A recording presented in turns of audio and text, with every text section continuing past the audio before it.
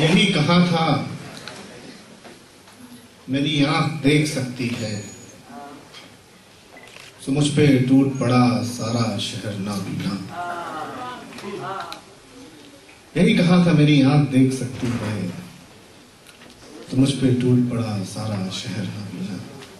Sir शेर याद आ गया। इसके बाद मैं बुलाना किसी और को चाह रहा था, लेकिन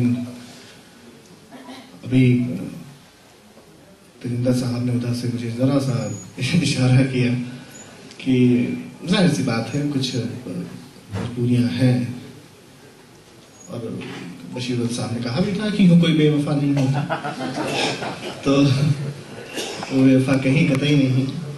तो दरअसल उनको कहीं जाना है, और हिंदी में छोटी छोटी कविताएं पर उन्होंने बहुत काम किया है, बहुत अच्छी कविताएं कही हैं।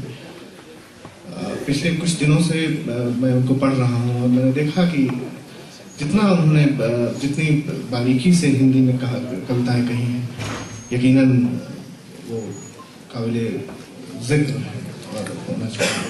तो मैं उनसे गुजारिश करता हूँ कि वो तशरीफ लाएं और अपने कलाम से नवाजें जनाब तजिंदर सिंह लोथरा।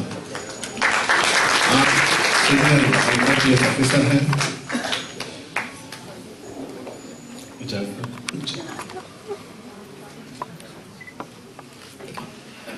एक छोटी सी कविता है, जैसे रंजीत ने भी बताया।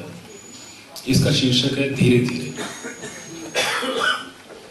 शब्द पकड़ा, अर्थ बीत गया। शब्द पकड़ा, अर्थ बीत गया। अर्थ जागा तो शिल्प रीत गया। शब्द पकड़ा, अर्थ बीत गया। अर्थ जागा, शिल्प रीत गया। शिल्प समझा तो बिंब सूना, बिंब उतरा तो रस जूठा। शिल्प समझा तो बिंब सूना, बिंब उतरा तो रस जूठा। रस आने लगा तो जीवन बीत गया।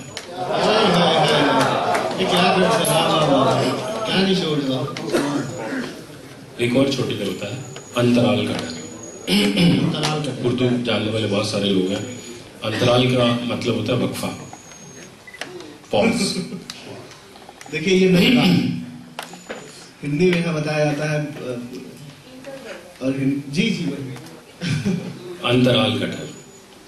मैं तुमसे कुछ मांगूं, तुम शर्तियां दे ही दोगे। मैं तुमसे कुछ मांगूं, तुम शर्तियां दे ही दोगे। पर मेरे मांगने और तुम्हारे देने में जो एक पल का वक्फा है, पर मेरे मांगने और तुम्हारे देने में जो एक पल का वक्फा है, एक पल की कश्मकश का वक्फा मुझे डराता है।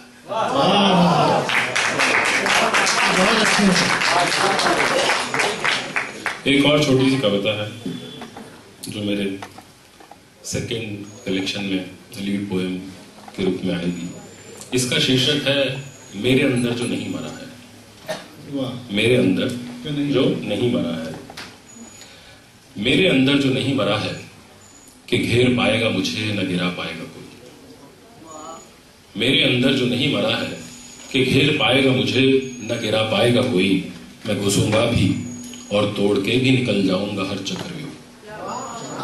मैं घुसूंगा भी और तोड़ के भी निकल जाऊंगा हर चक्रव्यूह। तुम बस देखते रहना निष्पक्ष तमाशाई बनकर। तुम बस देखते रहना निष्पक्ष तमाशाई बनकर। इजाजत हो तो मैं जी पढ़े। अभी आपने सुना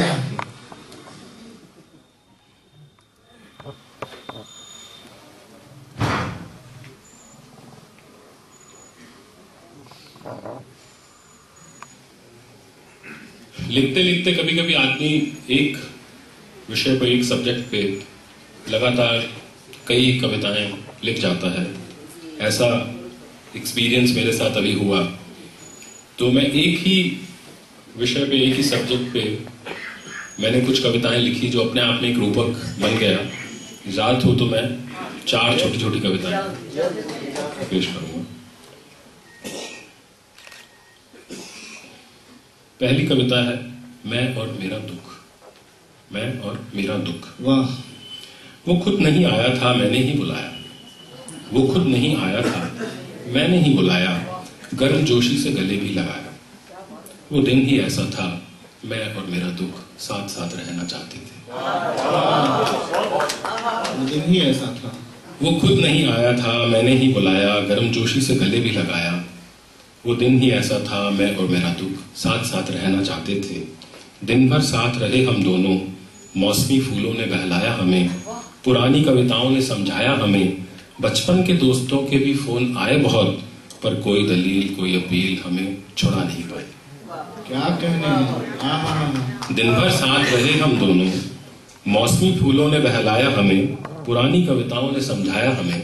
बचपन के दोस्तों के भी फोन आए बहुत, पर कोई दलील कोई अपील हमें छुड़ा नहीं पाई। उस दिन हम एक दूसरे को छोड़ना नहीं चाहते थे। उस दिन हम एक दूसरे को छोड़ना नहीं चाहते थे, पर आखिर दुख की मियाद खत्म हो गई। क्या पर आखिर दुख की मियाद खत्म हो गई। मेरे देखते देखते वो चला गया और मैं अकेला रह गया। पर उस दिन सचमुच मैं और मेरा दुख साथ साथ रहना चाहते थे। इसी सिलसिले में फिर दूसरी कविता लिखी गई, जिसका शीर्षक मैंने मैं और मेरा दुख भाग दो। इसी तरह से ये रूपक बन गया, मैं और मेरा दुख दो। दुख फिर आ गया आज, बोला तुम फिर अकेले हो। दुख फिर आ गया आज, बोला तुम फिर अकेले हो, और खाली खाली अब मैं तुम्हारे साथ रहूंगा। दुख फिर आ गया आज, बोला तुम फिर अकेले हो, और खाली खाली अब मैं तुम्हारे साथ रहूंगा। हम मिलजुल कर बातें करेंगे, गप लगाएंगे जोर से, और टटोलेंगे पुराने किस्से। वाह। हम मिलजुल कर बातें करेंगे, गप लगाएंगे जोर से, और टटोलेंगे पुराने किस्से। जब जी भर जाए बता देना, इस बार मैं लंबी छुट्टी लेकर आया। जब जी भर जाए बता देना, इस बार मैं लंबी छुट्टी लेकर आया हूँ। फिर इसी सिलसिले में एक और कविता लिखी गई, मैं और मेरा दुख 3। अब उसे नहीं बुलाता मैं, खुद ही झेल लेता हूँ।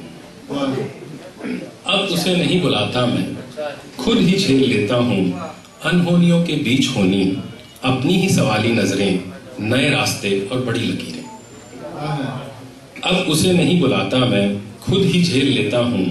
अनहोनियों के बीच होनी अपनी ही सवाली नजरें, नए रास्ते और बड़ी लकीरें, खुद ही झेल लेता हूँ। अब उसे नहीं बुलाता मैं और मेरा दुख अब दूर दूर रहते हैं। मैं और मेरा दुख अब दूर दूर रहते हैं। और एक आखिरी इसी सीरीज में लिखी गई कविता, मैं और मेरा दुख 4।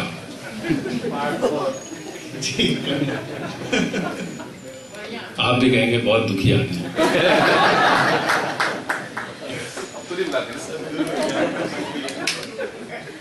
दुख दूर खड़ा मंद मंद मुस्कुरा रहा है। दुख दूर खड़ा मंद मंद मुस्कुरा रहा है। जानता है कश्मकश में हूं मैं, जानता है कश्मकश में हूं मैं। समझता है मेरी हालत के कगार पर खड़ा हूं मैं। क्लिफ। जानता है मेरी हालत, सॉरी दुख दूर खड़ा मंद मंद मुस्कुरा रहा है। जानता है कश्मकश में हूं मैं। समझता है मेरी हालत के कगार पर खड़ा हूं मैं।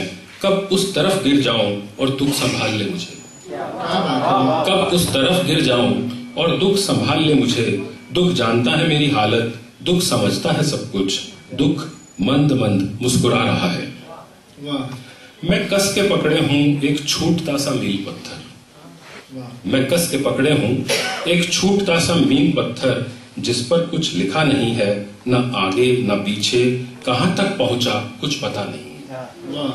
मैं कस के पकड़े हूं एक छूटता सा मील पत्थर, जिस पर कुछ लिखा नहीं है, न आगे न पीछे, कहां तक पहुंचा कुछ पता नहीं है। बस कगार है, कगार ही तो है मील पत्थर। बस कगार है, कगार ही तो है मील पत्थर। और उस तरफ दुख खड़ा है मेरे गिरने के इंतजार में।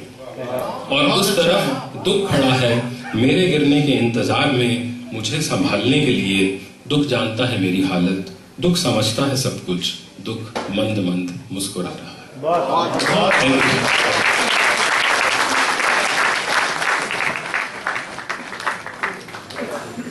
बहुत खूबसूरत कलाम पेश कर रहे थे।